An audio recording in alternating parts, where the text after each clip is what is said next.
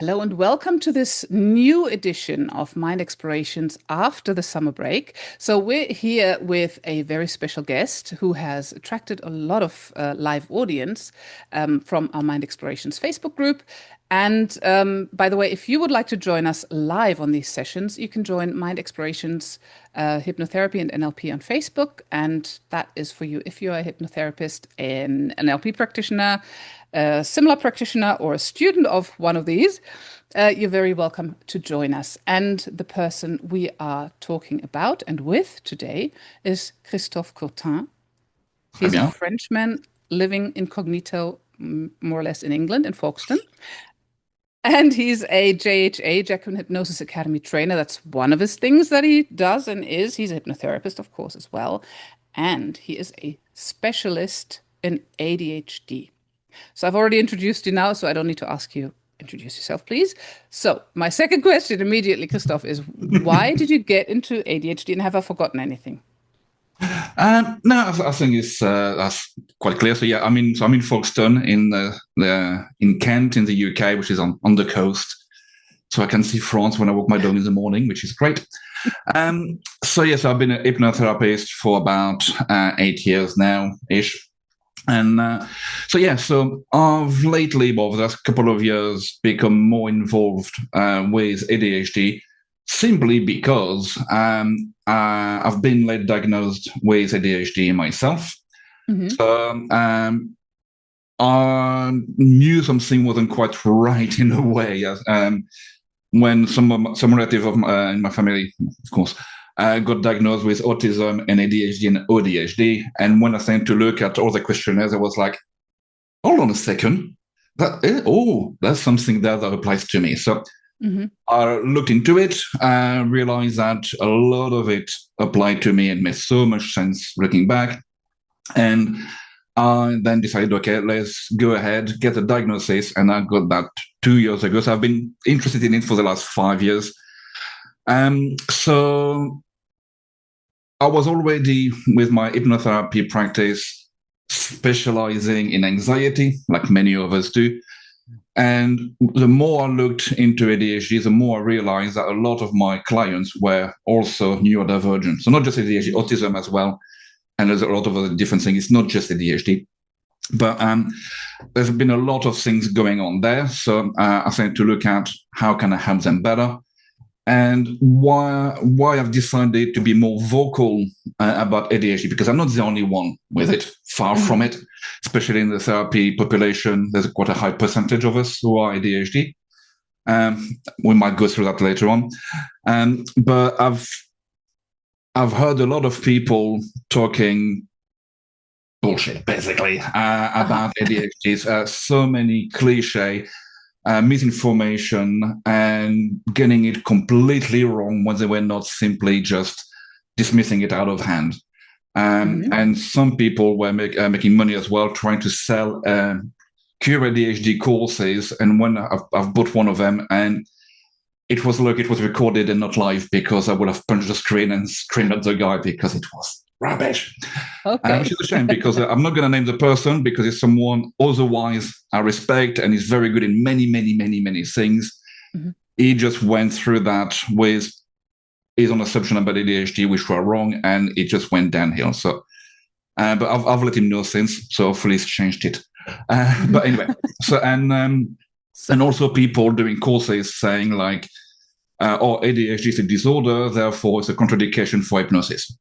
Excuse me. So yeah, all those things made me realize there's a lot of ignorance and misinformation about it, and mhm. me being here. And I've done a couple of talks already. This is one more, and hopefully you guys will come out of it with hopefully a better understanding of what it's about. I'm not here to teach you how to diagnose it, to be an expert in it, but at least have less fear to deal with ADHD people Mhm. and neurodivergent people in general, and how to help them better. And Mhm. and my Yeah, belief is you'll be able to help everybody better if you keep them in mind. very That's good. Yeah, in a nutshell. in a nutshell. Okay, right. So going back to the cliches you mentioned. So what are the cliches and stereotypes about ADHD and what are they really? I mean, you can either split it up. in only Okay. stereotypes for now. So ADHD is not helped by the fact that the term ADHD is a rubbish name to start Okay. with. Because ADHD stands for attention deficit and hyperactive disorder.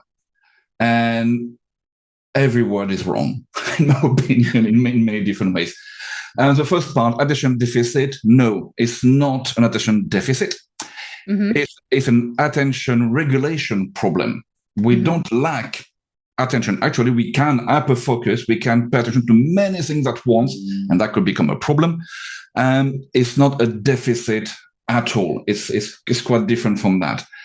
Hyperactivity, no, not always. I think there's three types of ADHD. You've got inattentive, hyperactive, and combined. In France, they call it it's TDAH, and it stands for attention deficit with or without hyperactivity.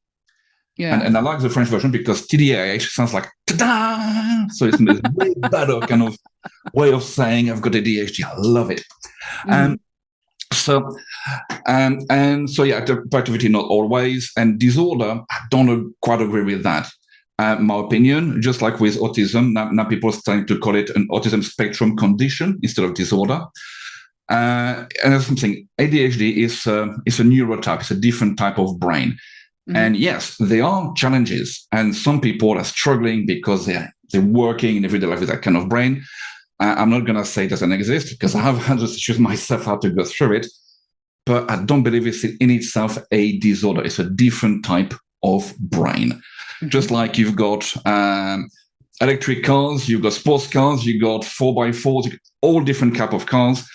And the way I quite often compare is you got a friend with a Range Rover going off-road, you got a Ferrari trying to follow them off track. You're going to be stuck in the mud and you're going to be diagnosed with a wheel height best disorder because you're in the wrong place. So ADHD itself and focusing on attention and hyperactivity is not the right way to look at it. Now, the general cliche is, squirrel, like being distracted very easily. And yes, there is an element of that. Especially where I live here, we got lots of squirrels. So imagine it's hell for me. We can be distracted. Yes, that's that. We can be all over the place. And one of the cliches is Bart Simpson. That's the typical cliche. The little boy that's all over the place, into mischief, naughty boy, sometimes lazy. But there's way, way more than that. And it ignores a lot of things. So ignores women massively. A lot of people don't realize that women can have ADHD. And even psychiatrists for a long time forgot about that and misdiagnosed them with different other conditions like CPTSD and bipolar disorder, where it was ADHD all along. And the fact that, we need to do everything quickly or you're going to lose us. No. So what is ADHD? How to look at it properly? So it is very helpful to look at it as being an interest-based brain. If you replace ADHD with that, it simplifies everything and everything makes more sense. Now, the average neurotypical person generally will be driven with importance and value of things. I think that the priorities, the long-term rewards and satisfaction of a task being done are fantastic. With ADHD, because the interest-based brain, if something is very important, in itself is not enough for us to be motivated to do anything about it. What drives us is if things are novel, interesting, fun, challenging, or critically urgent.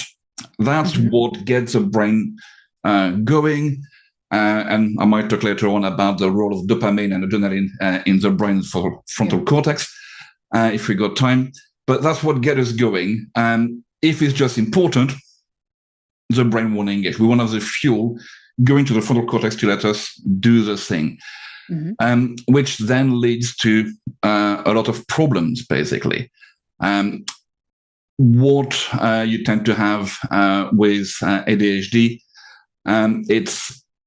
you've got inattention, So you got working memory problems. You've got drifting, like creative drifting. Like if you get a bit bored, something not interesting, you're gonna start to daydream. You're gonna tend to be messy or easily overwhelmed. That happens quite a lot as well. You've got executive dysfunction issues, like you can't get started with things because your frontal cortex is not online properly compared to normal person.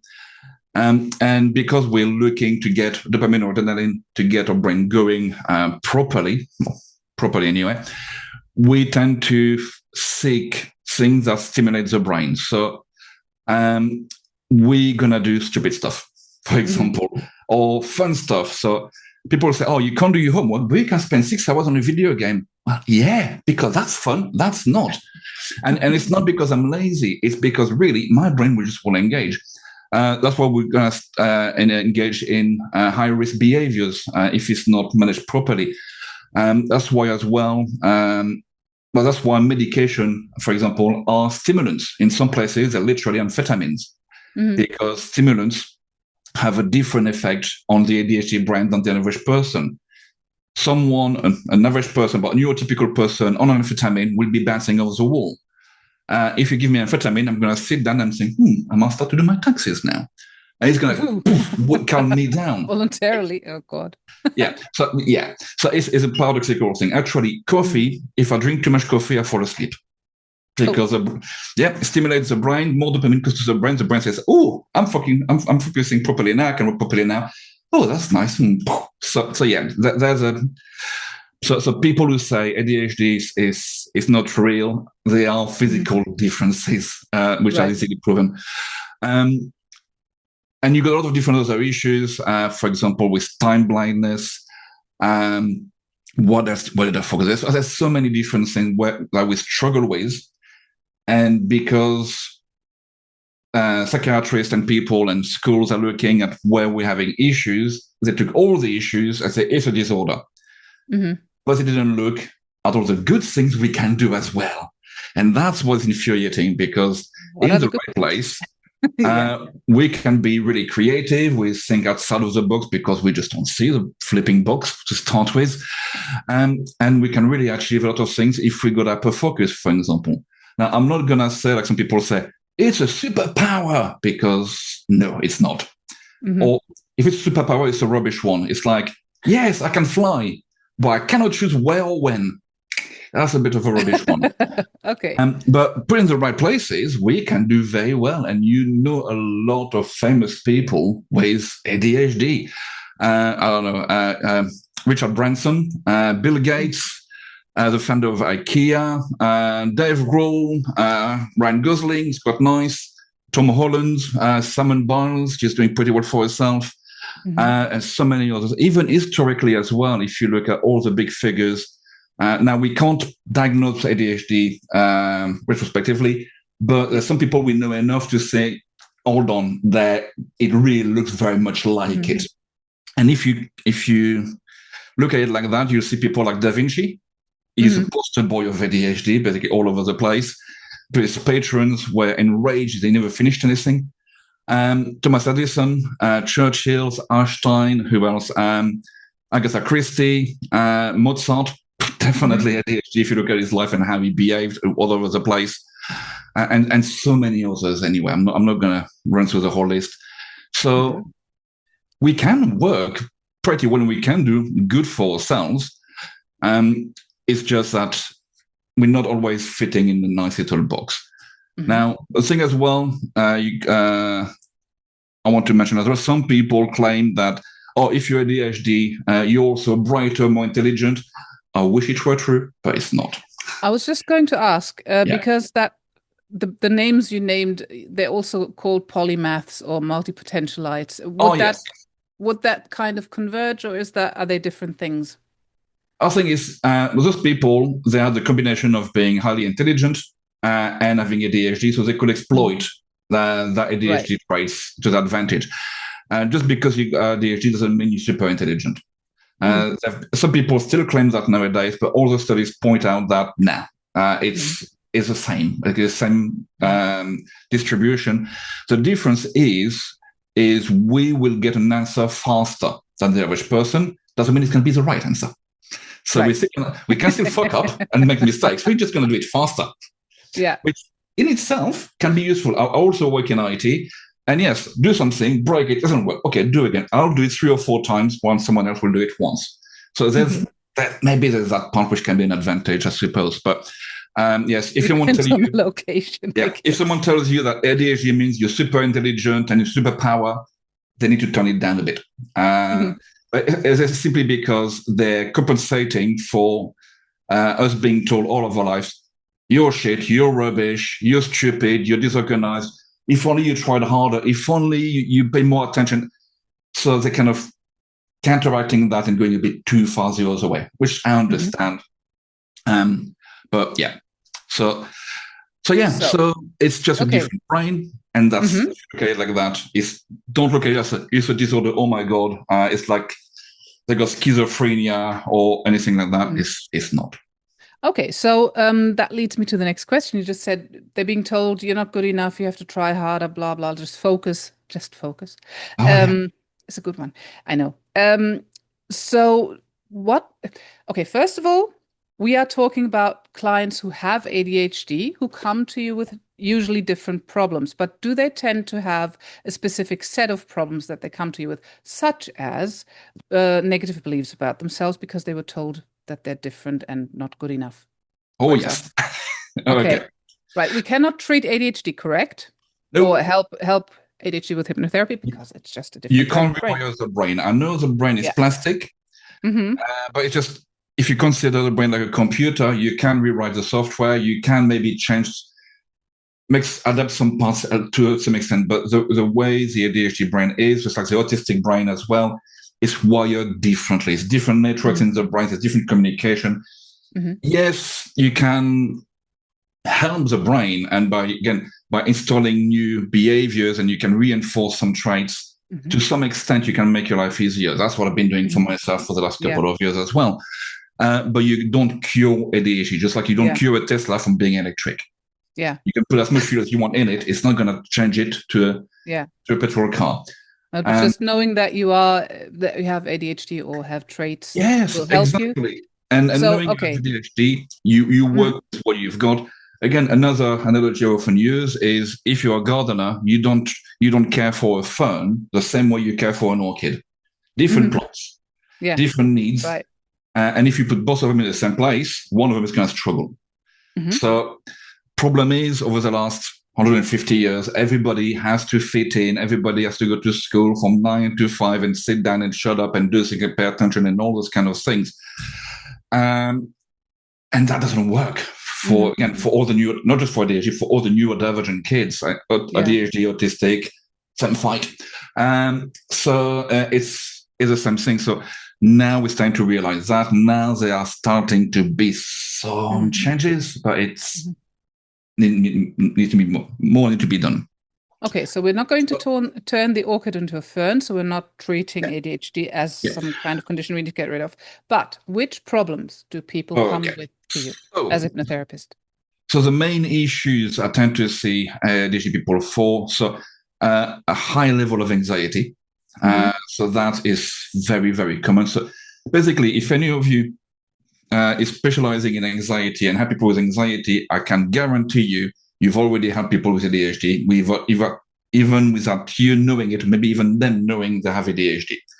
So that's to reassure you that you can already help anywhere. And we're going to go on that a bit later. So that is a big thing. After that, you've got the imposter syndrome. It's definitely there, low self-esteem. Because actually, there's one thing which not many people know about with ADHD. It's called RSD. I know it's more letters. RSD, RSD, Rejection Sensitivity or Sensitivity Dysphoria. I'm going to write it down. Rejection, if I can, Sensitivity Dysphoria. There we go, or RSD for short. Now, what is that? It's not a symptom of ADHD in itself. It's not a criteria for ADHD. It's a side effect of having ADHD.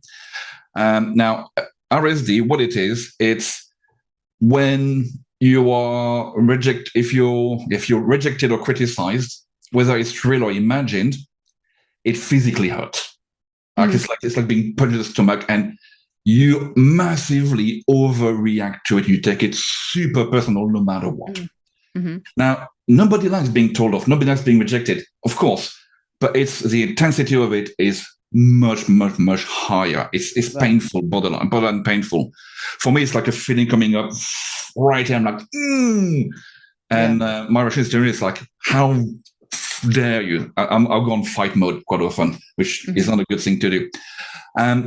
And that's something which is caused by micro trauma in the case of ADHD. It can also be caused by childhood trauma as well. So it's not unique to ADHD, by the way. Right. And so there's one study which is quoted a lot, and which is that in school alone, by the age of 12, the average ADHD kid will have received about 20,000 more criticism than the neurotypical kid. Wow. Try harder, shut up, sit still. Why are you doing this? Why are you not trying harder? Why you don't focus more? Why you don't pay attention? Why you just look at me? Blah, blah, blah. All the time, all the freaking time. And guess what? You all know that if you are repeated throughout your childhood that you're stupid and you're not enough and you're lazy and you shit, basically, guess what happens? You believe it. And you start to incorporate that, and every time you do something, every time something goes wrong, you say, see, they were right, I'm shit, I'm rubbish, blah, blah, blah. So it does massively affect your self-esteem and everything. So my hope is one day, kids won't have that much criticism and that RSDism will disappear. But right now, we're really dealing with that. So what happens is, so we got that feeling there, which we really want to avoid at all costs. And we go to high... we do a lot of different things to really avoid it. So we have different coping mechanisms to avoid it. Now, not everybody will do all of them, but first you've got people pleasing. And now, yes, it's nice to say yes to people, but we do it to an extent that we say yes to everybody no matter what, which leads us into trouble. And because if I say yes to everybody, nobody will tell me off. Everybody will like me. That it's not even a conscious thing, but we automatically do that. It's a protection thing. Another one we tend to do, we become a social chameleon. Like every group of people we go in, we're going to fit in. We're going to like what they like. We're going to talk like they talk. We're going to mimic them. Because if we look as we're part of the group, again, we don't stick out, therefore they leave us alone. Which is very useful in therapy. I think now I'm using that for good. But the problem is you're never yourself. You don't stand up for yourself. You don't stand up for your real value. It took me a while to realize actually, what do I actually like?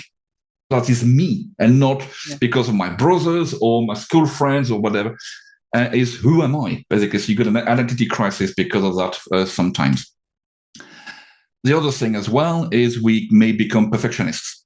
Because if I do everything perfectly, nobody can tell me off. So we're going to go above and beyond. We're going to burn ourselves out. We got triple check everything because we know we make mistakes. We know sometimes we got attention issues, and sometimes we're not going to be too good with it. So we overcompensate, and it's exhausting. It's going to wipe you out. And the other thing as well, because we're always looking out for the next problems, we've got a massive imposter syndrome. I've got a 5-year degree in computer science and industrial engineering. In France, called ingénieur in French. So it's like master's in the UK. I've been in my job for the last 20 years. I'm doing quite well for an ADHD person because, again, my job is all over the place. So I'm brain happy. And even then, sometimes I say, shit, they're going to realize I don't know what I'm doing. I've been faking it for 20 years. Quite successfully, actually. And I'm past that now, but it was still there. And all of those things, basically, it wipes you out, and also it can be exploited as well. And that's the other issue. So not only you feel rubbish, you're super anxious, you're always on high alert, you're like the proverbial meerkat. There's also a thing which surprised many people as well, especially with women, is victim of domestic violence, abuse from narcissist people. ADHD women or men, it goes both ways, but in a higher majority women, unfortunately, where basically narcissists, they can smell it, and they can use that ADHD avoidance techniques to really manipulate emotionally people, even smart people. It's not about being smart or not. A friend of mine, she's got a PhD in microbiology. She's super intelligent, but yet she fell victim twice of narcissists, basically. Yeah. Because it's like a shark smelling blood. So you got a lot of different things like that, and you got to help them deal with that. But that's more of a second level of issues with ADHD, which I'm not going to go down that road, or we're going to go down the rabbit hole otherwise. But the main thing I mentioned, so people pleasing, perfectionism, social chameleon. Would you like me to go back over my list there? Yeah, and also the burnout that come with it, because intellectually speaking, emotionally speaking, it is exhausting, and you don't even know you're doing it. I've had a fair amount of burnout. My last one was 14 years ago. It was a full-blown nervous breakdown, like panic attacks a whole lot, and I was like, what that is going on? And if I'd had known as a young that ADHD, all of that could have been avoided. Uni, I had my degree, but I raw dog it all the way through, and I had a burnout halfway through. So I got my degree and I did my job successfully, despite ADHD, despite the burnout. So now I've learned to do all of it in a healthy way without burning myself out. Thank you very much, because I've got things to do. Well done. I have two questions. One is RSD particular to ADHD, or is it several neurodiversities where you don't fit in? Okay, so RSD is not unique to ADHD, far from it. But I will say 95% of ADHD people will have RSD. Okay. So it's as good as being a symptom of ADHD. Autistic people will also have it, because again, if you're autistic, you stand out, and bullies are very good at spotting them. And you got the issues as well. Who's very good at spotting them? Bullies at school. Bullies. Oh, sorry, I heard Buddhists. Not Buddhists. Sorry. Okay, my ears fill in. Sorry, it's my accent. But as I said as well, is any kind of childhood trauma will generate RSD as well. So as you guys might have dealt with before, any case with domestic violence, sexual abuse, and everything, they will also tend to have that as well. So it's good to know about it. Okay, so you said just now that if you had known at 12 that you had ADHD, that could have all been prevented. What do you mean, and how would that have happened? Well, the thing is, because not knowing I've got ADHD, so I did all the things best I could. I had all this overreaction coming out of nowhere, not knowing what it was. First of all, the RSD is a big thing, and that's the one thing I focus on a full lot on. Like all this overreaction, reacting to people talking to me, whether it's friends, partners, or whatever, and having that kind of overreaction out of nowhere, which led me to do or say things which were overcompensating for everything, or over the top and everything. That could have been avoided, because I would have known, no, that's reaction there. It's lying to me. I don't need to listen to it. And also as well, the fact that I don't need to go above and beyond to prove myself to everybody. And the thing which always annoys me is people say, "Oh, you should just try. Why don't you try harder?" We're already trying harder than the average kid, and we need to try harder. Yeah. What more do you want? More blood? God, I'll read the questions out to you in a minute. But so it's not ADHD, that the diagnosis is not just, a label on your chest, I'm special, but it really is helpful to you and to show others that you need different. Education, you are different. So you can then learn to work with your brain. I'll give you a simple example.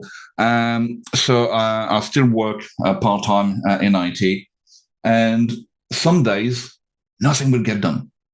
My brain will just want. So next day, by 11:30, I would have done a week's worth of work. So I know, seeing my patterns, at the end of the week, all the work will be done. That's not a problem. Yeah. It's just I don't work in a steady rhythm, bit by bit, like some people do. I work in bursts. And that's perfectly fine. And that's how I work. Yeah. If you force me to work like no more, okay, you need to write everything, then you need to plan this and plan and then that. I'm like, Yeah. no, I've got the whole thing in my head. I'm not going to do it right now. So if you work with your brain, so you work smarter instead of harder, and also you may start to choose jobs or hobbies that suits your brain better. Like I said, I've been working for some company for 20 years because being in IT, being the IT department on my own for a long time, I was doing everything. So my brain, we had 3 projects all at once, spinning place. Brain was happy until it became too much and everything crashed. But for a long time, my brain was super happy with that. So understanding your brain, working with it, knowing that it's not a failure or laziness that some days nothing can get on, because a lazy person would be happy to do nothing. An ADHD person who can't get into gear, they will beat themselves up and they're going to feel stressed because they can't do those things. So it's not laziness. So again, it's different things going on there. Okay, right. One more question and then I'll get to the questions from the audience. You said in the beginning that many therapists have ADHD. And it's more common among therapists than other people. How do you explain that? Okay, so that is my estimate from talking to people. Because the thing is, they reckon that in the population, ADHD rate is about anywhere between 5 to 10%. There's some debates on how you measure that. Here we've got 24 people. You had five hands raised already. Yeah. So why? Well, it goes back down to why do people become therapists? People have their own issues. That's what happened to me.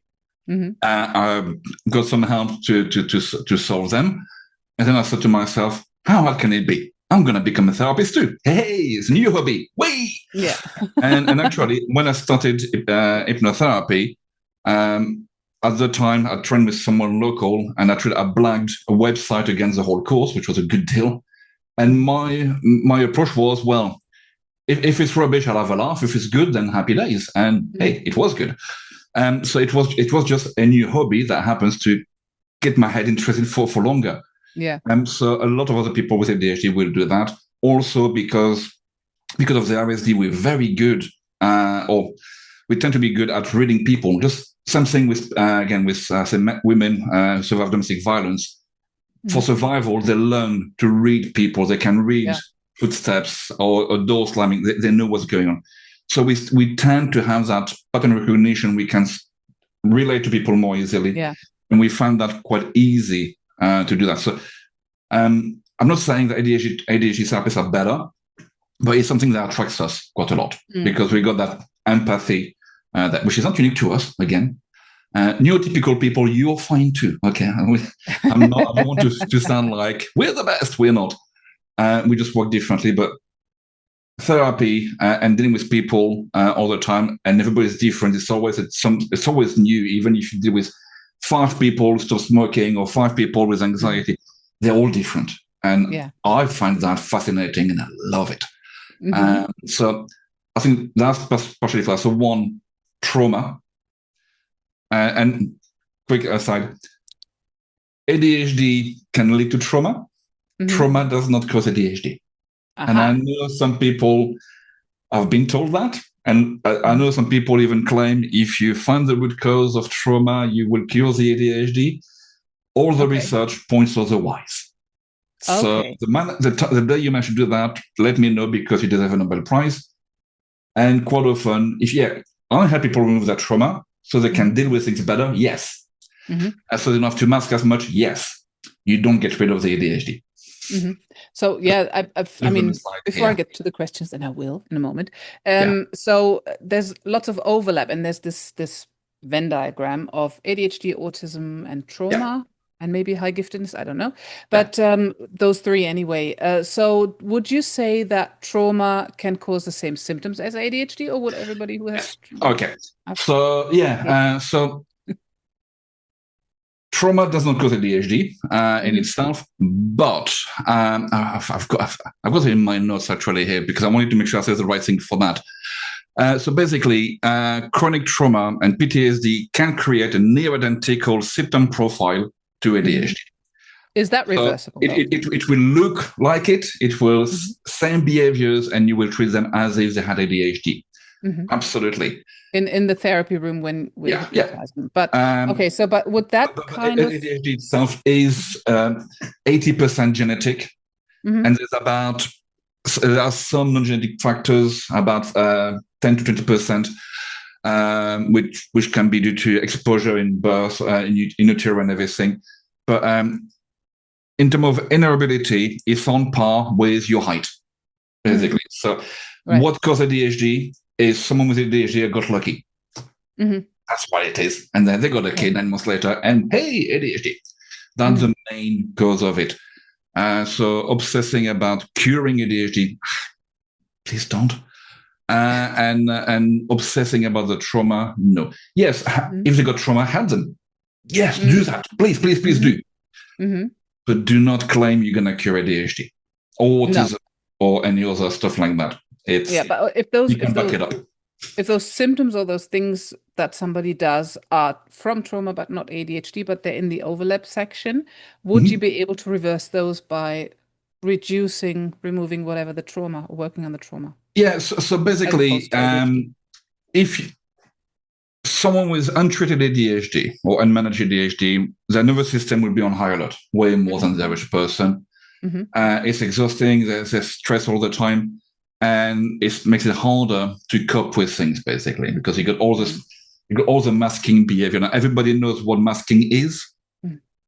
Masking is when we pretend to be normal. Yeah. And it's exhausting. Yeah. I'm doing less and less. I still do it a lot. You'll be lucky to do it. You don't want the full blast, Christophe, ADHD. It's going to be all over the place otherwise. But masking is you pretend to be someone else most of the day, so people talk to you and work with you. But when you let go of all the stress, when you let go of all this, like this 20,000 criticism, when you let go of all those beliefs, all that emotional baggage that's been put on top of you throughout your life, when you start to let go of all of that, and we all know ways to do it. I can tell you 3 different ways from 3 different teachers how to do it. They're all equally as good, and I play with them randomly. If you let go of all that baggage, then they got all that energy, mental, emotional, and physical, to then, okay, how can I deal with this in a healthier way without having to either burn myself out, without having to resort to drugs or alcohol or anything like that, and just crashing down every 6 months. You can start to, again, work smarter, not harder. So helping people, calming the nervous system down is a big thing. Now, the one mistake that some people do is they say, oh, if we just calm everything down, I remove all distraction, and then they can concentrate better. So just remove everything and make them super calm, and they're going to be able to work. Yeah. And I'm like, no. Sounds horrible. Our brain needs stimulation. So that's one of the mistakes that some courses, uninformed courses, make. They assume what works for neurotypical people will work for ADHD, and they get it wrong. We need stimulation. If you're not ADHD, you may know people who have ADHD, and what they do, they'd be watching TV and be like this on their phone as well, whilst watching TV. Yeah. That's normal. We follow what's going on. We need distraction. My setup here, I've got 3 screens. 2 screens for work, 1 screen for Netflix. So I've got some noise on the side. Okay. Or YouTube or TED Talk or whatever, just so I get something. Now, if there's a big problem, that gets turned down because I got enough stimulation. I can work with that. But for all the boring day-to-day stuff, I need something in or music. That's the one thing. If I'm at the other office, I've got my headphones, boom, system over down, tapping away. I need to prime the pump of dopamine to my brain so I can function. Otherwise, I'd be like, and I've done that. It was about 20 years ago. I was in the open plan office, early 2000. There was no Netflix, no YouTube, no Google, nothing. And they left me there on the side. I had nothing to do. Oh, that was hell. I can imagine. It was so bad, I started smoking. I'll give you something to do now. Well, oh, Jesus. No, don't do that. Don't Okay. do that, So but I first did. of all, I'll give you something to do now because we're going to go through the questions and the comments. Okay. And after that, we're going to go into how do we work with clients who have ADHD Yeah. because we need to cover that as well. So Terence says, wait till you count the percentage of top hypnosis trainers with ADHD. Do I want to know? Oof. Let's not guess. Or do we want to guess? No. I wouldn't have to guess, but a fair few, Yeah. especially if No names. No name. Oh. no names, especially if they tend to have a lot of different hobbies all at once. Mhm. You'll notice a lot of top trainers are also martial artists. That's something I've noticed as well. And Okay. they always have more than one thing they do. They do this, they do this, they do that, they do this. So that's a bit of a sign. If they always send you all the emails last minute and they feel like they're a bit disorganized, and I'm not going to name names, they also have it. And they need, again, that's when you need ADHD coaching to help you organize yourself better. Mhm. And so, yeah, there's quite a fair few who don't always recognize they have it. Sometimes they don't want to investigate it because they're working perfectly fine, and that's fine. You don't always need it. If you're happy with your life and everything is fine, why bother? Yeah. But there's got a fair few of them. Yes, I won't say a majority. No, it's still a minority. But first of all, how do you define top hypnosis trainer? Well, there's me, of course, but other than me, and very modest and handsome, I and know. but yeah, I think it's there's quite a few who I've told them you may want to look into it. They're like, nah. I said, Nah, But of every time I course mention not. things, they're like, oh yeah, oh yeah, oh yeah. Yeah. All right, let's go back to the comments from oh God, 20 minutes ago. So sorry, guys.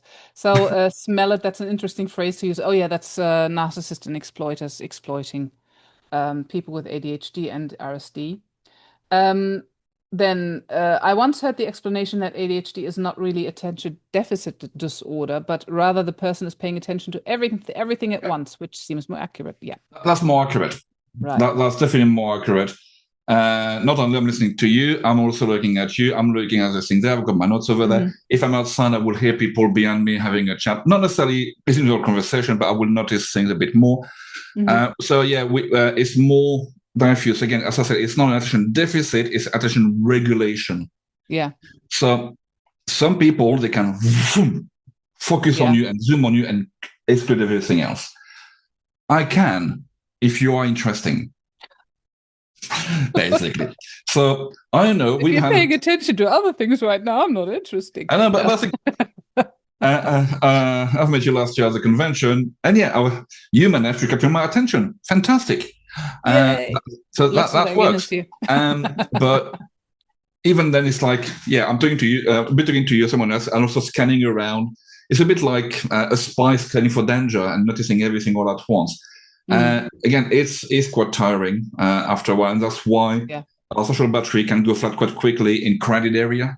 And Mm, we prefer, okay, let's go back somewhere a bit quieter with a bit less noise. Thank you very much. And I mm, know when I'm tired, that's when I hate going to cafes or yeah. places or restaurants because I'm like, Yeah. will they stop with the flipping plates and clanking everything? I'm going to punch someone. I'm not violent, but the intent is there. And that's why I know, okay, I need to go home and have a nap. So Yeah. again, I recognize it now. Whereas before, where I've been, I'm angry and Yeah. I'm grumpy. Right. So that's a big thing, yeah. So one question by Keith. Do you think mobile devices and the endless scroll are creating or exacerbating ADHD-like symptoms? Okay. Or neither? Okay. So TikTok, for example, is evil. It's great fun, but it's evil, as we know. Now, yes, all mobile phones and technology nowadays, yes, they do have an impact on not just ADHD, but everybody Mm. in terms of being able to pay attention for long enough. That's true. It does not create ADHD. Okay. I'm years old. So I grew up without computers, without mobile phone. I had 3 channels on my TV. Mhm. I was always outside on my bike, and there was plenty of exercise, good healthy food in the countryside, and all the rest. I didn't have that much sugar because I had three brothers, and every time my mum brought back sweets, it was like a plague of locusts. So she didn't buy them very often for us because of that. But yeah, it was there. My brother as well was as well. He passed away, unfortunately, but he was a typical Bart Simpson, always up to nothing, up to no good. My grandfather was exactly like me and my brother. He was born in 1914. I think then there was no mobile phones, no TV. He was a farmer. He had good, healthy food, plenty of exercise. And yeah, He still had ADHD. He displayed all the symptoms. It's ancient. It's ancient. Just like autism, it's always been there for a very, very, very long time. So it doesn't really matter whether you say no more mobile phones for you, nothing. If you have an ADHD kid, that's not going to happen. To give you an idea, if you put me in a room with nothing, just white walls and just a chair, I'd be like, oh, look, I've got hands. I'll find something to do, or I'll go in my head. It's still there, basically. Yeah. You might drive me insane if you remove everything, all the stimulus, but ADHD would be there. The brain won't change how it's wired. It's hardwired in a way. And as I said before, yes, we got some neuroplasticity to a point. And yes, we can make things easier by creating as best we can habits, and we struggle with that with ADHD. Creating habits is hard work. But there's a limit to what you can do. Okay, so one question, and it's not parenting. It's not bad parenting. It's not sweet. It's not sugar. It's none of that. Actually, there's studies that show that sugar doesn't affect hyperactivity. Right. Kids going crazy at parties, it's not because of the cake. It's because of the party. Right. And it's been proven. So anyway. Okay, wonderful to know. So Michelle says, would you say that a typical session with a person with ADHD would not work as well if we or they didn't know? What do we have to really pay attention to? And now we're getting into real meat. Good. We're there. Sessions with ADHD clients. It depends how you work. So it's very likely, as I said before, you've already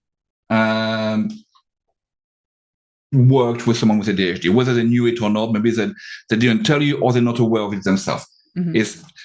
Unless you're just starting, only had 3 clients, in which case fair enough. But if you had a few clients already, if you've been there for a little while, you have worked with people with autism, with ADHD and other things without knowing it. And it still works. Now, there's that thing people say, oh, we need to keep the session fast, so because otherwise we're going to lose them and everything. No, absolutely not. If anything, my session with ADHD people last longer because I talk too much. You know what I'm like. And it's like resonate. But the hypnosis part of it is just generally my hypnosis sessions, but the hypnotic part of my sessions tend to be anything between half an hour to 45 minutes. My session is about an hour and a half. Right. And it's the same for everybody, pretty much. There's no big difference. I don't speed up for them or let's do it in 10 minutes fast and do a fast induction. No. As I said at the beginning, ADHD is an interest-based brain. Now, guess what? Someone comes to your office. You're an hypnotist. That's interesting. That's not something you do every day, is it? So they're going to pay attention. And people with ADHD will definitely think, yes, please, let's do something there. Now, if you do a half an hour long progressive muscle relaxation by being on a lovely beach and you're going to lose them. They're going to be somewhere else. You won't know what's going on, and they're going to be like, oh, when does it stop? But you don't have to do a shock induction either, because especially if you've got anxiety, don't do that, please. Yes. I tend to vary my inductions. Since COVID, I tend to do fewer inductions where I touch them, but sometimes I like to show off a bit. So I will do a power lifting. Sometimes I'll do a hand to face induction, and then I'll do a progressive one. But even if I did a progressive or a PMR thing, it will last, 2 minutes? 3 minutes if I really take my time, and then I start working with them.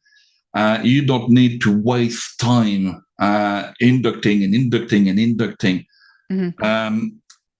Yes, we need some inductions because of ritual things, but a lot of you, I'm sure by now, know that induction is just theater.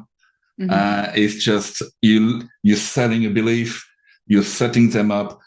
And yes, you can do some breath work to physically, somatically relax them, which helps as well and everything. And you can spend a bit of time on that. But get them working, get them to do something, and keep them giving suggestions. Keep your sessions interesting and interactive. It should be interactive. Now, if you're still working old school, even though it would have to be ancient school by now, where you just say to people, you will feel better, you will. No, that's not going to work. Just work with them, ask them questions. Again, yes or no question. Can you be there? Can you make sure they still engage with you? And they're going to love it. And I tend to find that generally ADHD clients tend to be the one who has the most fun with it, basically. Now, so basically, keep your sessions interesting. Keep it paced as well. Don't rush it. You don't have to rush it, but just go, okay, let me know when you're done. Okay. Signal saying, okay, move on. And work with them and keep it going, keep it interactive. So that's the first thing. I know that I can be in hypnosis for an hour and I'll be in my head and I'll be fine, I'll be happy because it's new. The one thing with ADHD people that makes a big difference is in your pre-talk, tell them that however you're doing it, you're going to do it right. For the and that's something that's changed a lot of things and how they respond. Now, obviously, you want to explain to them beforehand, briefly anyway, depending if you're on the street or in therapy. But in therapy, I'll take my time to explain what to expect, which is anything goes. It could be super deep trancey, might not be at all. I don't care. You might be super relaxed. You might not be. It doesn't matter. However you're doing it, you're going to be fine. Whether you hallucinate things or not, it's going to be fine. Just go with it, humor me, and have fun. Because otherwise, they're going to be in their head and say, am I doing it right? Oh, shit. Yeah. Oh, I must be doing it better. Oh, I start doing this. Oh. And they're going to start second-guessing themselves so much, they're not doing the hypnosis anymore. And they're getting lost. They say, oh, they listen to that. What? So just tell them, no, just go with it. If you zone out, you zone out. If you're always with me, you're always with me. However you're doing it, you're doing it right. Bang. That takes the pressure off. And that makes a big, big, big, big difference, in my opinion. So that's the first thing. So, just a question in between. Do you think you're better at making a session interesting because you want to have the session interesting for yourself as an ADHD hypnotherapist? There's a bit of that as well. I don't want to get bored. So that leads to my next question. A neurotypical person who's like, oh my God, I've got somebody with ADHD. How do they keep a session interesting? Do they have to talk all the time? Or how does that work? Go into detail with interesting, please. No, I think it's... Okay. It's not about... You're not there to entertain them. It's not that. You don't have to put a show for them. Now, I use humor a lot because that's who I am. My wife is a stand-up comedian. My life is a joke on stage, literally. But Frenchman in England, yeah. Well. Yeah. So, it's not about getting the game. Hey, it's not a variety show. It's not that. It's keep them working, keep them doing something. And you all of the directors, whether you do a part negotiation, whether you do timeline therapy, whether you do kinetic shift, whether you do whatever it is, regression, whatever you do, make sure you're with them. Make sure that give them a task, ask them to that, and then make sure you're following them there with you. So whether they talk to you or at the emotional responses, but just don't talk at them for too long. Again, don't be paranoid. Say, oh my God, I spoke for 10 minutes. Maybe I should. No, that's fine. But just keep them busy more than entertained, if you see what I mean. And keep track. Keep prodding. Okay, are you with me? Is that going? Obviously, you don't want to ask them every minute, are you with me? Are you with me? Are you with me? Because you're going to get them out of it. But there's a fine line. And again, most of you, I'm pretty sure, I can say I know quite a fair few of you here, I know you've got the tools to do it right. And that's perfectly fine. And I know most of you can keep it interesting. Just I would say avoid the monotonous deep hypnosis and insist on relaxation. It doesn't matter. Relaxation is one thing. They will relax quite often. But if they think, I have to relax, then it's going to be a problem. So that's what I'm saying. You relax, great. If you don't, I don't care. And more often than not, they're just through the floor in hypnosis, and they perfectly fine. They even wonder, why did I stand still for half an hour, not moving? Especially if you want to deal with teenagers, the parents are like, are they dead? No, they just relax. It's the first time they've done that in a long time. So yeah, you've got the truth. Yeah, just don't bore them. Just keep it going, keep it flowing, and keep it interesting, even for yourself. I say you don't have to be ADHD to want to have an interesting session. Okay. Neurotypical doesn't mean you're boring. Okay. Well, I've got many friends who are neurotypical, and they're okay. Yeah. What do you do? Like, imagine the induction isn't landing, and they're still like, "What am I doing? This isn't working." Have you then not done your job in the pre-talk, or what's going on? What would you do if you noticed, oh shit, I've induced him, but he's not going down? Okay, well, first thing would be, what do you mean by going down? There's a big debate there on this one alone.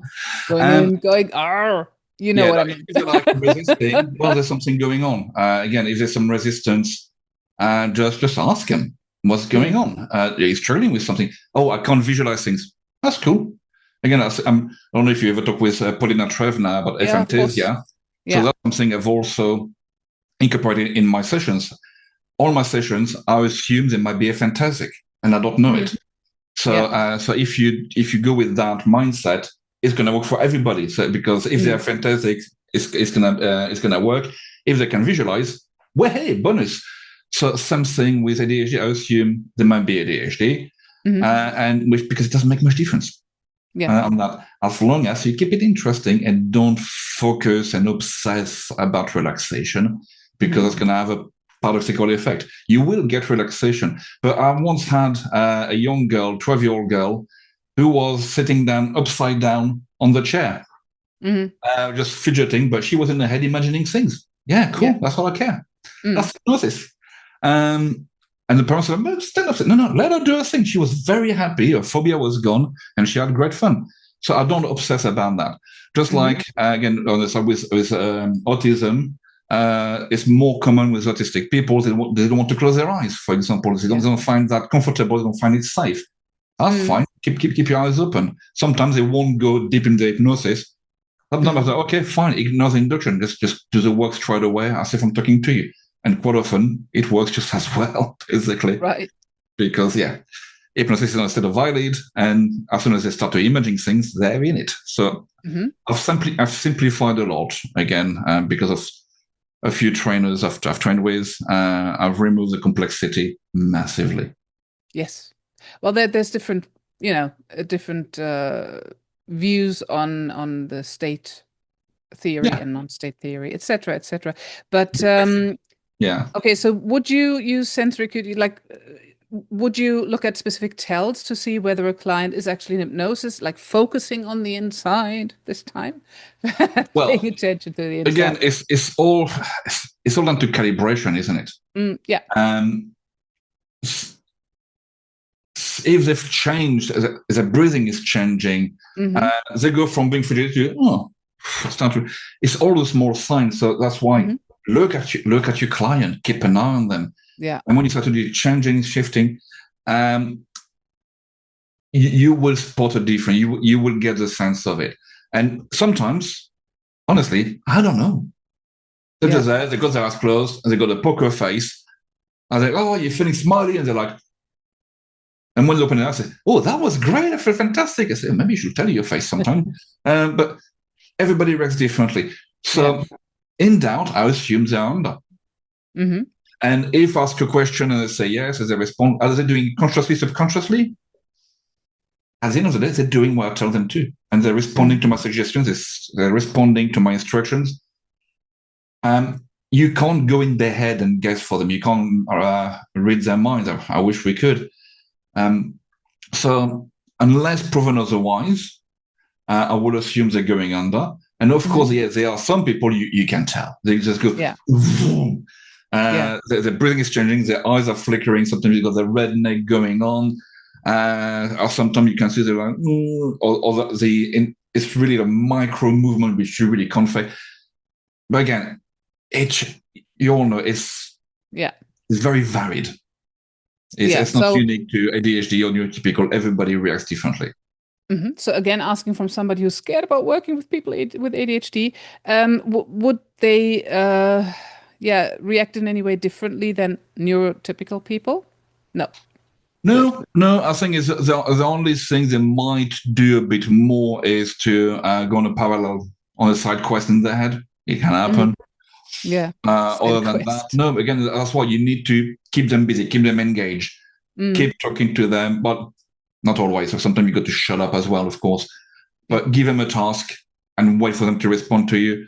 But keep them engaged. Yeah, that's fun. In terms of abreaction, also, what's an abreaction? It's going to be fine. And again, most of the ADHD people I've worked with, they're actually great subjects. So if you're scared of them, why? I don't know. It's one of the big, that's why I invited you, because it's such a big question all over the place. I've got somebody coming in with ADHD. What do I do with them? Yeah. And that's where you need to do a rapid induction, because they'll get bored. They won't go in, all of those things, where that all comes from. Well, rapid induction, I do rapid induction because, again, that depends what you call rapid induction. My induction are within 2 or 3 minutes, and then I start working with them. But sometimes if you're someone who is really wound up, I might do a bit of breath work to start with. Yeah. Breathing, just deeper and deeper, and then go to a happy place, and fraction it a little bit and everything. But otherwise I'm not obsessed. So you'll be fine, basically. Just don't bore them, but you don't have to go all variety show entertainer on them either. I don't know how not to be boring. No, never mind. We have some questions. Andy's saying, comments. A friend and ADHD trainer I know recommended a book by Jacqueline Sinnefield called Untapped Brilliance of Neurodivergent Brains. This is to help those with ADHD. Okay, I'll have to look into that. I don't know this one. But yeah, again, ADHD, it's not a disorder in itself. There are some inconvenience, there are some advantage. It's like if you buy a Lamborghini, it's great to go on the motorway and go super fast. It's rubbish to go shopping with. Oh God, yes, sorry. I have a story about that, but never mind. The boot, the trunk of a Lamborghini, you can fit an Atlas in there. But exactly. Anyway, might tell you after. Okay, another question by Carol. Have you noticed that they may fidget or move more during a session? Some do. It's fine. I'll let them. They're comfortable. If you take it away, you're going to stress them out. That's not what you want to do. So if they want to fidget, yeah, sure, fidget if you want to. I don't care. They will quickly, more often than not, they will stop eventually. But if they do, and that's fine. Again, I'm fidgeting. I've got stuff all over the place. You can't see my hands here, but I'm all the time doing something, or I'm playing with a pen, or all the different kind of things. And are you not paying any attention to me? No, who are you? I'm joking. All right. Okay, so let me see. You've answered so many questions already. It's as if you knew what I was going to ask. Oh, sorry, there's a cat. Okay, so what can we realistically help clients with? I mean, I know we can't. Oh, there's another question there. That's the big one. So okay, yeah. What can we help with, and what can't we? We already know we can't change the brain. We can't take the ADHD away. But what can we help with? So there are limits to what we can do, of course. Now, there are a lot of when people they want better ways to cope with ADHD, better coping mechanism. Hello, cat. Sorry, she's about to jump on the keyboard. When they want better way of masking or dealing with things, organizing themselves, I will generally tell them, see an ADHD coach. There's more and more of them around. Make sure it's someone you know and you trust, because, again, quality of training, like everything, is up and down. But the thing we can definitely do, which, again, is the same thing you do with anyone with anxiety, calm the nervous system down. Get rid of all the rubbish, all that emotional baggage, and clear all of that. I always compare them to having like a mountain of rubbish on top of you. It's holding you back. It's weighing you down. Let's get rid of all of that so you can get back up. Okay. Now I can deal with things. And then you can start to help them with building up their ego, building up their self-confidence. I often compare that for them with hoarders. Mm-hmm. In the UK, on TV, you have a lot of hoarding programs when you see people coming in and dealing with them. And that's what I do with my clients in a way. I say, I'm not going to put a system in place in the house until I've cleared all the shit out of it. Because, okay, oh, look, I've got a lovely storage system. I've got a lovely organization system. But the house is full to the rafters with bins and newspapers and God knows what. Yeah. No, you can't do that. So what you do, you get everything out, clear everything, only keep what's relevant. And then, and only then, you start, okay, what do we do with that? Mm-hmm. And that's what I do for most people with anxiety anyway, whether or not they got ADHD, I don't care. I will start doing that, a big clear out. And then make them feel better about themselves and boost them back up with a big smile on their face so they feel good. That alone goes a very long way. Yeah. And for example, one I quite often use, not always, but is the emotional detox from Carl. Mm-hmm. That was great for that. Mm-hmm. But you can use any other techniques. I think the arrow was great for that as well. Or even sometimes just doing a part negotiation just to get rid of all the junk. There's many ways you can do that. I think depending on your preference. I like to do a spring cleaning, like you said, as a metaphor.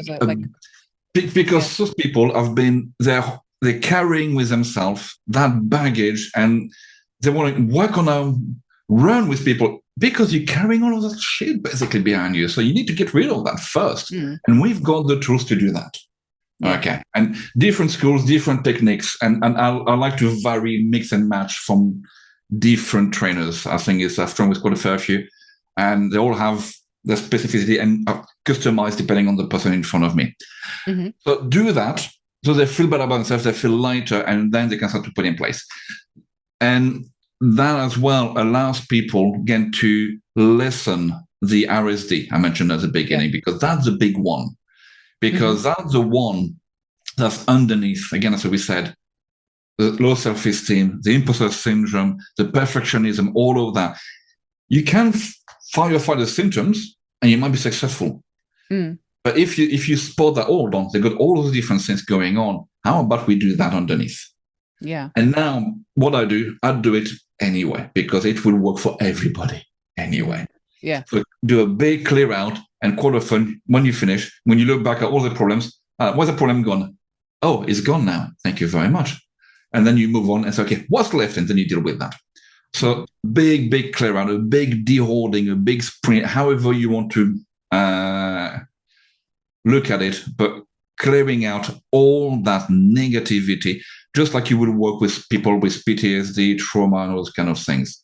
Because, there's a question from Andy there, Yeah, let's add that question to the mix.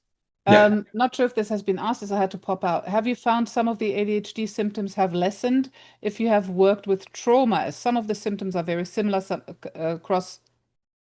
crossover behavior of people with PTSD, for example? That's exactly we did talk about that earlier, but still.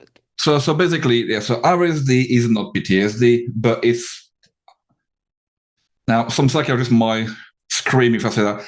It's a bit like a cousin of PTSD. Okay, it's micro traumas that basically makes you doubt yourself, not believe in yourself, and it hurts. So you don't have the same kind of like flashbacks and stuff like you have with PTSD. It might not be as intense in some ways, but it's still there. It's still a similar kind of mechanism. So if maybe you CPTSD more like maybe yes, although I'm not gonna go too deep because again, no, PTSD, I'm not qualified to discuss that. It's slightly above my. I've got my own idea of it, but I don't want to give advice and people say you was wrong on that. Yeah. Because then I will feel rejected and criticized, and it will hurt me, and I don't want that. I don't want my RSD to being triggered. Thank you very much. But again, if you allow people to clear out whatever.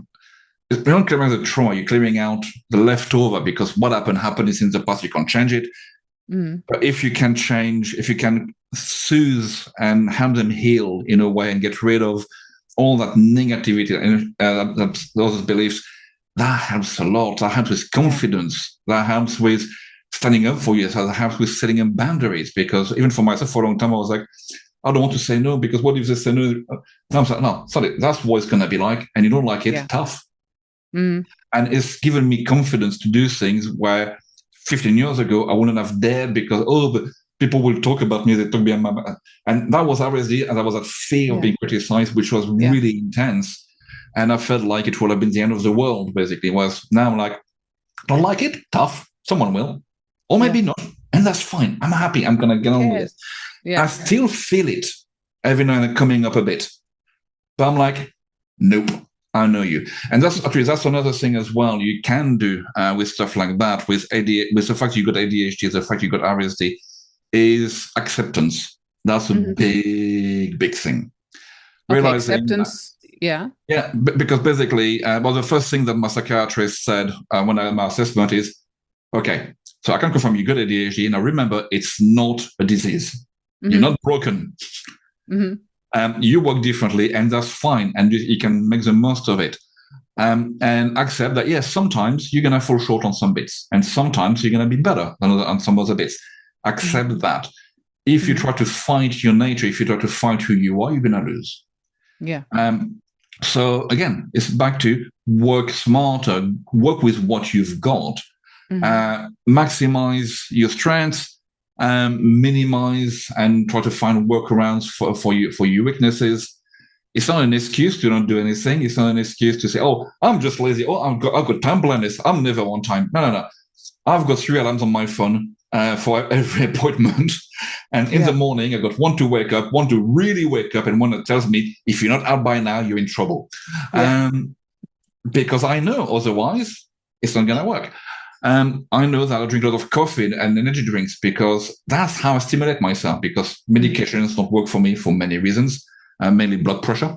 I was before, I was, oh my God, drink too much coffee. Now I'm like, no, I'll drink the right amount for me to work. And I recognize that now. So accepting who you are, what you are, you're different, you're not better, you're not worse, and you're not broken. And there's one thing say, which I love, which is there's a lot of comfort knowing you are a perfectly good zebra and not a broken horse.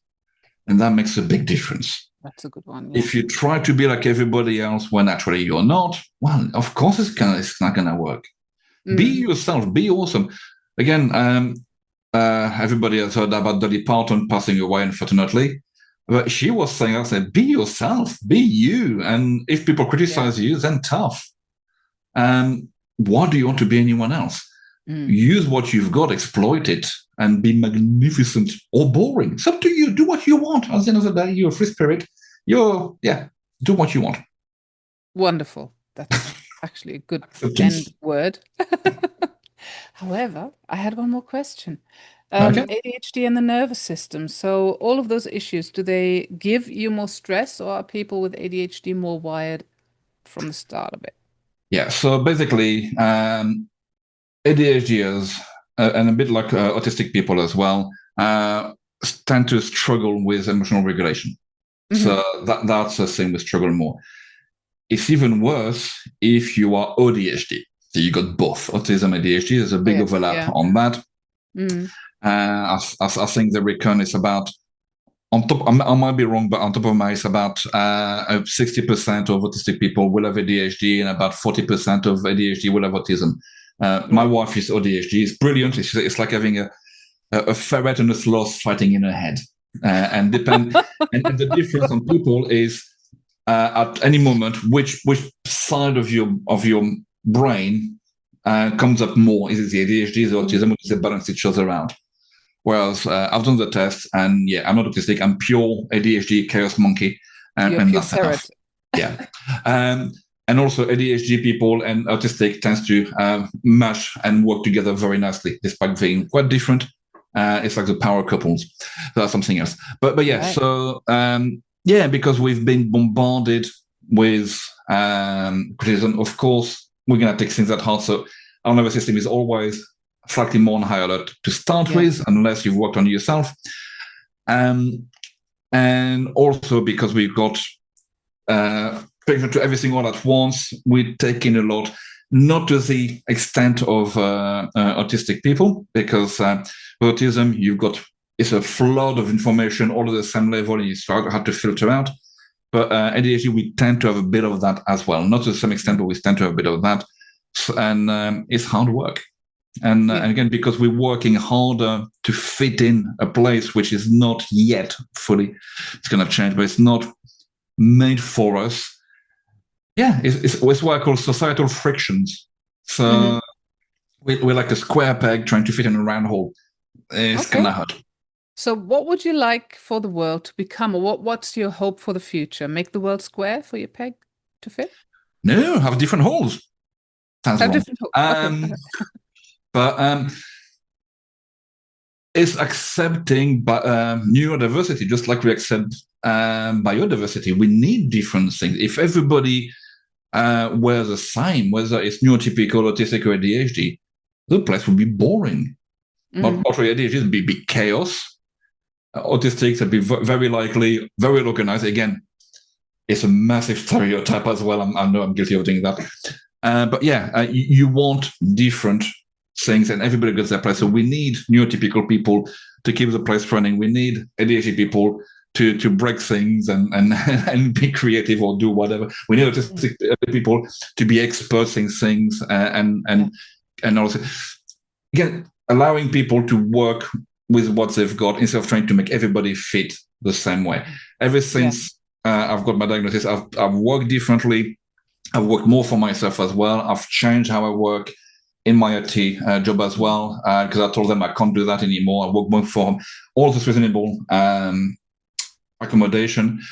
And more simpler is I would like people to stop this saying doesn't exist, it's not real. And people in the UK, you know about that big debate lately with Channel 4, and that's something different that made me very angry. But yeah, just saying, yeah, it's fine to be ADHD, it's fine to be autistic, it's fine to be neurodivergent, it's not a threat to anyone. But managed properly with the right help, with the right environment, we all can thrive. Yeah. But currently, the way things are, it's difficult for ADHD. It's even harder for autistic, unfortunately. And when you look at employment level and stuff like that, it's really, really bad. For ADHD, it's really bad in terms of incarceration, for example, because if you look at prison population, and I think it's in juvie, it's going to be about 50% of kids in prison will be ADHD. And the percentage of ADHD people in the general population in prison is quite high because of impulsivity and risky behavior and all that kind of things. Yeah. All of that can be reduced massively by letting people be people. It goes in schools, accounting for them. And it's hard work because schools are underfunded. So they do the best they can. And I can't really blame them. It's all the funding, because it's all down to money at the end of the day. But we need to make a place for everybody in a happy world. Could employers help their neurodiverse employees to thrive? They should. If they do, they benefit from it. Because again, I work in IT, and in IT there's a big proportion of neurodivergent, autistic, and ADHD. The autistic people will. Yeah, and I'm going to exaggerate a bit here. I don't have any figures in mind, but a lot of security experts, all the nerds, as we're called, quite often they tend to be autistic because they've got that special interest about firewalls or network security.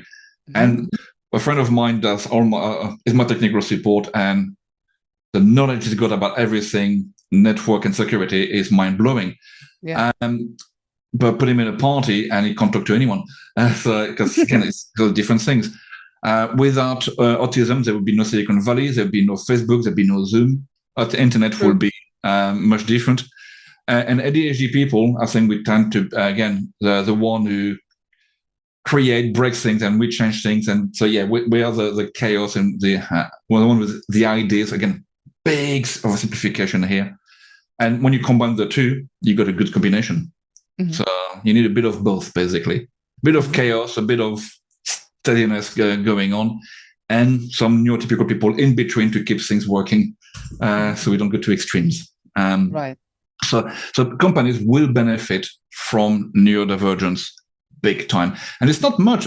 For example, for me, is I've got some here, but even at my other office, just cancelling headphones. So after here, there's people yapping away. I'm like, and I'm gone. Yeah. I'm in my little world. My music going on. Nobody annoys me. Being able to work from home because I don't get all the instruction from there. I got my stimulation the way I want it, and nobody can tell me off for watching TV what's working because I work better this way. Reasonable accommodation. The key being reasonable, of course. You don't want to go too crazy on that, but yeah, don't ignore it and say, okay, how can I make your life easier within reason? And they're going to benefit from that massively. Right. Okay, there's one more comment from Andy. Oops. Yeah. And from Nick as well. Just a second. First, Andy, what I was getting at with my question was these symptoms below can be shared across both ADHD and PTSD. Difficulty concentrating, restlessness and increased motor activity, impulsivity or recklessness, irritability, sleep disturbance, poor working memory, emotional dysregulation, low self-esteem and sensory sensitivity. And that was, have the symptoms lessened by working on trauma? Yeah, you don't work with trauma so much as such. Christophe, I work with trauma as well. Like people see me. I work the same way with people with trauma. Okay. Yeah. Get rid of the rubbish. Calm the nervous system down as much as you can, and help them start to see a future where they can work properly and everything. So a bit of future pacing, and all those kind of things. And what you say there, Andy, about all the symptoms being shared. Yes, as was at the beginning, like chronic trauma and PTSD will create a symptom profile that very much like ADHD. You're going to work with it the same way. Right. So if you can work with trauma, you can work with ADHD for a start. If you do sessions which are not that boring, you can work with people with ADHD. I think I'm just trying to think what else did I forget anything. So yeah, keep them engaged. I think that would be the thing. So you don't have to absolutely focus on everything. Remind them that you don't have to, but you're going to do it right no matter what. No matter what happens, you're doing hypnosis right. That takes the pressure away. If the mind wanders, that's fine. I don't care. If they want to move, let them move. And you're not doing relaxotherapy, you're doing hypnotherapy. So if they move about, if they fidget, it's perfectly fine. And if you do that, that will work for everybody. Wonderful. Okay, so Nick has a question. You said something about the dopamine response in the sense of the symptom is the cure and stimulus. How would you utilize that as a resource when working with your self-clients, etc.? Give them coffee? I don't know. Not sure. Okay. So dopamine, for dopamine, adrenaline, all those kind of things. So on top of my head, you got the frontal cortex here, which tends to be a bit thinner with people with ADHD. And we also have an issue with dopamine going to the right place, which is here, basically. We have as much dopamine as everybody else. We simply have more dopamine transporters, which kind of mob them away. Sorry. So basically, typical ADHD, dopamine goes, hey, oh, look, boom, gone. It doesn't go where it should go. So because of that, we look at ways to get more dopamine in our brain. So any fun, interesting behavior, that triggers the dopamine response. Adrenaline has the same effect as well. So that's why doing stupid stuff, taking risks, or simply realize, oh my God, I've got a deadline for tomorrow, 8 o'clock, and it's now 10 at night. Shit, do it now, put an all-nighter. Then the brain will engage because it's critical right now. That will get your frontal cortex engaged, working, and you'll be thriving. So what you can do, well, yeah, medications, they do that, like Ritalin, Adderall in the US and all those kind of things. Yeah, and they're part of your arsenal. Then they're not the end all and be all, they're not a silver bullet, but they will help to some extent. Finding things that gets you going. I don't know if you ever heard people saying, oh, eat the frog first, in terms of motivation. And with ADHD, is the reverse. Don't do that because you're not going to eat that frog first anyway. God. Yeah, do something easy, do something fun, prime the pump, and then use momentum to get going. That's what you do. That's how you work. So instead, sometimes instead of saying like anchoring calm and confidence, so you can get on with the work. You can say, okay, remember a time when you were raring to go, you were stimulated, you were fun, you were, yeah, let's go for it. Yes, anchor it now. Boom. You can do that. And just to get as much as you can that get the brain pumping up everything you need. So you can do anchoring with that. Personally, coffee. What I use, coffee and music. But again, I say, don't, again, everybody's different, but don't obsess about trying to calm them down and remove distractions. That's not enough. You need to get the dopamine going in their brain. You need to get the stimulation going in their brain. You want to remove the overactive nervous system because that freeze fight or flight response, you end up with the ADHD freeze. And then people say, but that's important. I know. And I'm stressing even more and I can't do even less. So you want to calm the nervous system down, yes, but you want to stimulate the brain. I hope it makes sense. They're two different things. I think so. ADHD freeze. So you want to remove the danger. What's the ADHD freeze? Just quickly, because we need to come to the end. But and if you have any questions, put them in now because we'll be closing in a minute. Okay, what's the ADHD freeze? ADHD freeze or dysfunction is, I've got the thing to do. I know it's going to take me 10 minutes and it's very important, but somehow, for whatever reason, right now, my brain just won't do. I will find everything else to do. I will clear up the whole kitchen if I have to. I'll procrastinate by avoidance, whatever. But the brain will just not engage because it's only important. And it's not laziness because it's stressing me out, the fact that I know it won't take long. And once I've done it, I'll be like, why did I wait so long? So, and that's when you find the difference between laziness and ADHD freeze. Laziness, you say, oh, I don't care. Whatever. Right. If you bother my mouth, okay, I'll do it. Fair enough. And they do it. With ADHD, the more you put pressure, the more you're like, oh my God, no, I'm stressing even more. And the brain, goes into freeze fight or flight mode, and you're like, I can't. So off freeze fight or flight mode, you want to remove that, but you want the dopamine going. So you want to remove adrenaline and put dopamine in a way. So make it fun, make it interesting, make it stimulating, make it fun, make it interesting. That's why you talk about gamification, because a lot of things that will help people.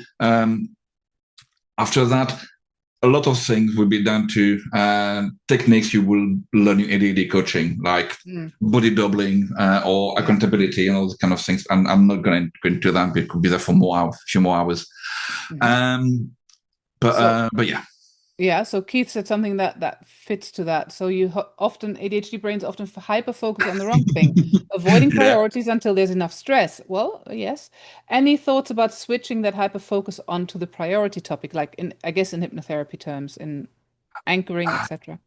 Yeah, it's a tricky one. You can try, and it might work. Yeah. I will not guarantee it. Hyper-focus.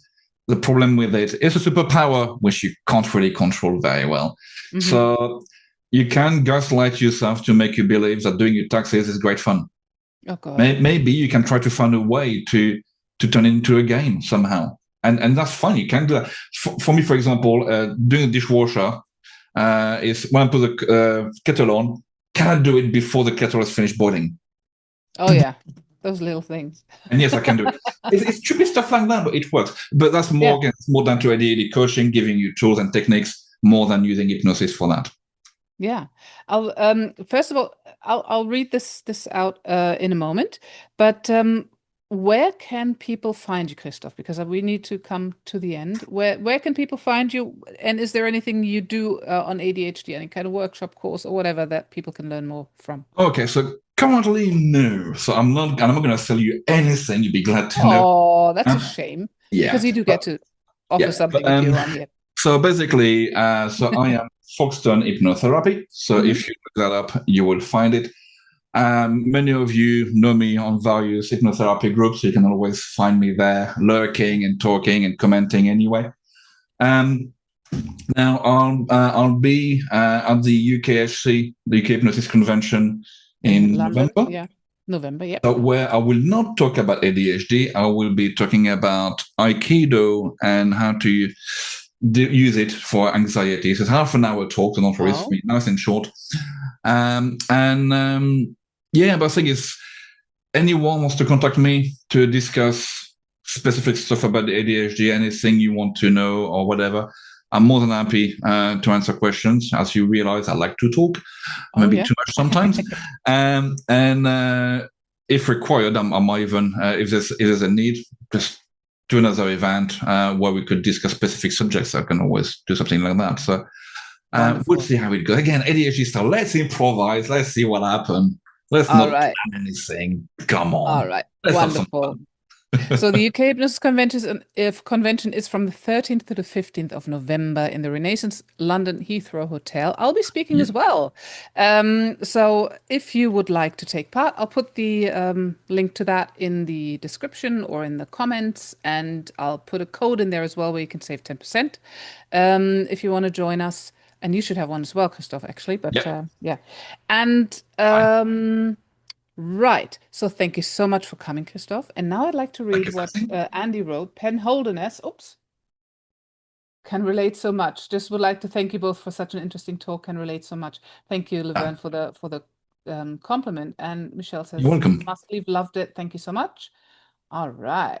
Um, Guy says, I'm not really convinced by Facebook adverts casting procrastination as a disorder to be cured, but now here's what I wanted to read out to you by Andy Penholderness. We do not suffer from a deficit of attention, just the opposite. We have an abundance of attention. Our Yeah. challenge is to control it. Once we do that, the sky is the limit in terms of what we can do in life.